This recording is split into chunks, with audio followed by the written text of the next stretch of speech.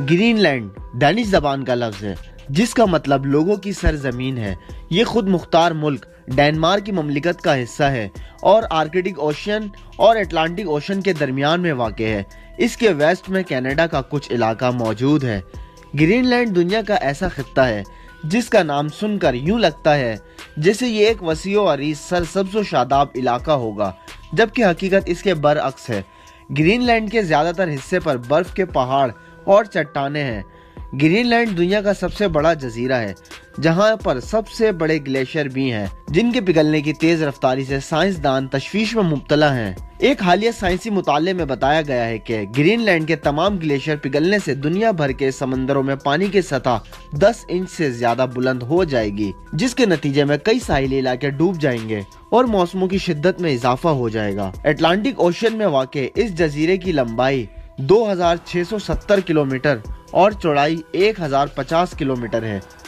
یہ جزیرہ نارتھ پول کے بہت قریب واقع ہے اور اس کا 2/3 حصہ پولر سرکل کے اندر ہے۔ یہ خیال ہی خوف طاری کر دیتا ہے کہ جب 18 لاکھ مربع کلومیٹر رقبے میں پھیلی ہوئی 5000 سے 10,000 فٹ برف کی موٹی پرتیں پگھل کر سمندر میں شامل ہو جائیں گی تو دنیا کا کیا منظرنامہ ہوگا۔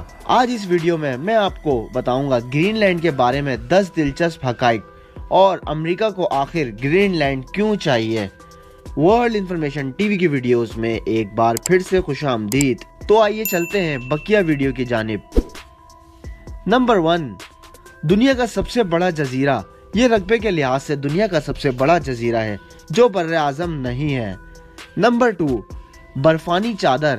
اس کا 80% سے زیادہ رقبہ مستقل برف اور گلیشیئر سے ڈھکا ہوا ہے۔ نمبر 3، معدنی وسائل سے مالا مال۔ یہاں یورینیم، سونا، تیل، گیس اور جدید ٹیکنالوجی یعنی ڈرونز اور الیکٹرک گاڑیوں کے لیے ضروری نایاب زمینی دھاتوں ریئر ارتھ منرلز کے بڑے ذخائر موجود ہیں۔ نمبر 4، منفرد آبادی۔ یہاں کی آبادی بہت کم ہے اور زیادہ تر لوگ جنوب مغربی کنارے پر رہتے ہیں جہاں موسم نسبتاً معتدل رہتا ہے۔ نمبر 5، خود مختار ملک۔ اگرچہ یہ ڈنمارک کی بادشاہت کا حصہ ہے لیکن یہ ایک خود مختار علاقہ ہے جس کے اپنے قوانین اور حکومت ہے۔ نمبر 6، انویت ثقافت۔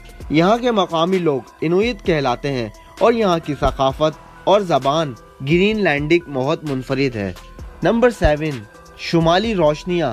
یہاں رات کے وقت آسمان پر روشنیاں دیکھنے کا قدرتی منظر حیرت انگیز ہوتا ہے جسے ناردرن لائٹس کہا جاتا ہے۔ نمبر 8، آدھی رات کا سورج۔ گرمیوں میں یہاں سورج نہیں ڈوبتا جس کی وجہ سے دن بہت طویل ہوتے ہیں۔ نمبر 9، برفانی تودے۔ یہاں دنیا کے سب سے بڑے اور خوبصورت گلیشیئرز اور آئس برگ پائے جاتے ہیں جو سمندر میں گرتے ہیں۔ نمبر 10، خاموش ماحول۔ یہاں کوئی سڑکیں ایک شہر کو دوسرے شہر سے نہیں جوڑتی۔ یہاں ٹرانسپورٹیشن کے لیے جہاز یا کشتیوں کا استعمال کیا جاتا ہے۔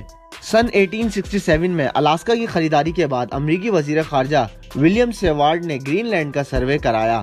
یہ جزیرہ معدنیات سے بھرپور پایا گیا مگر سیاسی و عوامی مخالفت کے باعث خریداری ممکن نہ ہو سکی۔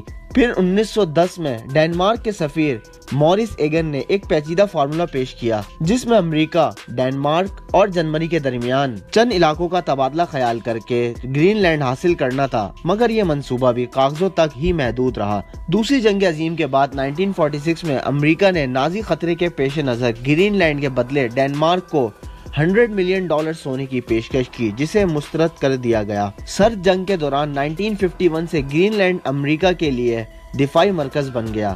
اگرچہ خریداری نہ ہو سکی مگر دفاعی معاہدوں کے تحت خفیہ فوجی اڈے اور زیر زمین منصوبے قائم کیے گئے جو آج بھی امریکی اسپیس فورس کے زیر استعمال ہیں۔ 1979 میں ڈنمارک نے گرین لینڈ کو اندرونی خود مختاری دے دی تھی اور 2008 میں گرین لینڈ نے مقامی حکومت کو زیادہ اختیارات دینے کے لیے رائے دی ہے۔ اگلے سال سے یہ باقاعدہ عمل میں آ گیا تھا اور ڈنمارک کی بادشاہت کے پاس اب خارجہ، دفاع اور معاشی پالیسی ہی باقی رہ گئی ہے۔ اس کے علاوہ ڈنمارک گرین لینڈ کو کل $11,300 فی باشندہ مہیا کرتا ہے۔ پھر 2019 کے بعد گرین لینڈ کی اہمیت نایاب معدنیات کی وجہ سے کئی گنا بڑھ گئی جو جدید ٹیکنالوجی، الیکٹرک گاڑیاں، solar panel, battery, mobile phones اور ہتھیاروں میں استعمال ہوتی ہیں۔ ان معدنیات پر چین کی اجارہ داری ہے، جسے توڑنے کے لیے امریکہ گرین لینڈ میں اثر و رسوخ چاہتا ہے۔ گلوبل وارمنگ کی وجہ سے آرکٹک میں نئے سمندری راستے کھل رہے ہیں جو عالمی تجارت کے نقشے کو بدل سکتے ہیں۔ ساتھ ہی امریکہ اور روس کے درمیان اس کی جغرافیائی پوزیشن گرین لینڈ کو ایٹمی دفاع اور ریڈار سسٹم کے لیے نہایت اہم بنا دیتی ہے۔ دوستو، آپ کے خیال میں کیا امریکہ گرین لینڈ کو حاصل کر سکے گا؟ اپنی رائے کا اظہار کمنٹ میں ضرور کریں۔ ناظرین، امید کرتے ہیں آپ کو آج کی یہ کاوش بہت پسند آئی ہوگی۔